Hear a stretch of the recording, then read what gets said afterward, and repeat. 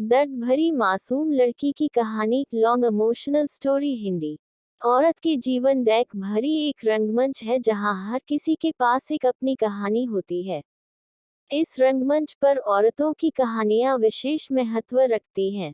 उन्हें जीने का तरीका, समाज में उनकी स्थिति, उनके सपने और उनके सामरिक योगदान की कहानियां हर एक को गहराई से छूने के लिए प्रेरित करती हैं। यहाँ हम एक ऐसी लॉन्ग इमोशनल स्टोरी हिंदी कहानी को आपके सामने प्रस्तुत कर रहे हैं जिसे पढ़कर आप सभी के आंखों से आंसू आ जाएगा। यह एक दर्द भरी मासूम लड़की की कहानी है। ये कहानी एक आदर्शवादी समाज में व्याप्त एक छोटे से गांव में घटित होती है, जहां वर्ण और जाति के मामलों में बहुत पारंपरिक सोच रहती है। इस कहानी का मुख्य किरदार एक गरीब और आध्यात्मिक परिवार है, जहां दो बहनें, राधिका और मीना रहती हैं। राधिका और मीना बहुत अच्छी दोस्त हैं और उन्होंने साथ में कई संगीत कार्यक्रमों में भी हिस्सा लिया है। राधिका गाने में बहुत महारत है, परंतु उनका परिवार उनके सपनों का समर्थन नहीं करता है। इस समाज में महिलाएं गृह कार्य और शादी के बाद बस अपने परिवार के लिए ही जीने के लिए अधिकृत होती हैं।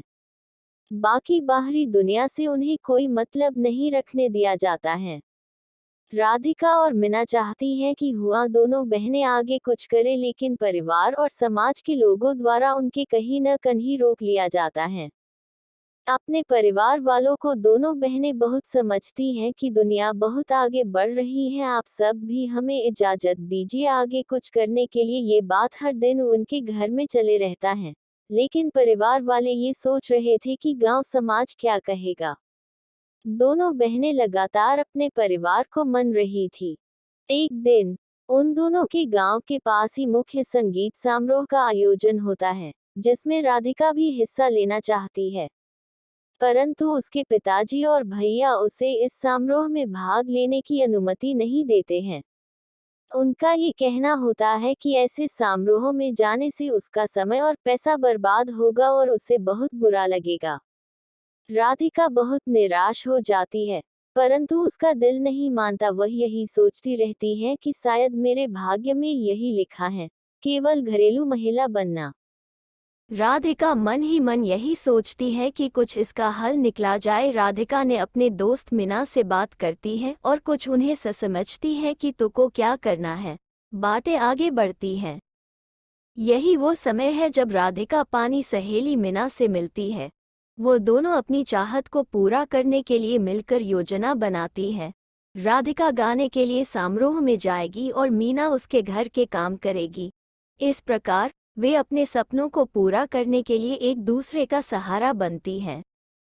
संगीत समारोह के दिन राधिका अपने गीत से पूरे आदर्शवादी समाज को चौंका देती है। उसकी आवाज में एक अद्वितीयता होती है और उसका गीत सबके दिलों को छू जाता है। इससे पहले कि कोई उसे रोक सके, वो अपनी कविता से एक माधुर्यपूर्ण प्रस्तावना करती है। आज फिर आसमान को छूने का इरादा है, मेरी आवाज गीत बनकर छलक रही है। जीवन की राहों में ये रंग भर जाएगा और नई उम्मीदें मेरे साथ चली आएंगी। इसके बाद राधिका अपने गीत को आगे बढ़ाती है और आसमान में उड़ जाती है।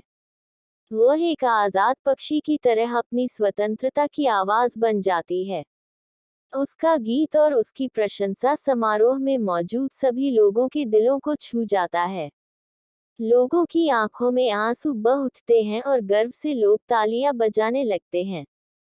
लोगों को मन में एक सवाल उठने लगा कि यह लड़की की आवाज में जादू है। आज ये लड़की इस मंच पर नहीं आती तो शायद ये भी भीड़ में गुम हो जाती। लोगों ने आपस में चर्चा करने की, हम सभी के गांव में आज भी रीति रिवाज आज भी ठीक नहीं है, इसे बदलना चाहिए और लड़कियों को भी लड़के जितना हक मिलना चाहिए। ये गवा और जवार हर जगह में फैल गई। अब राधिका का नाम हर जगह चर्चा बन हुआ था।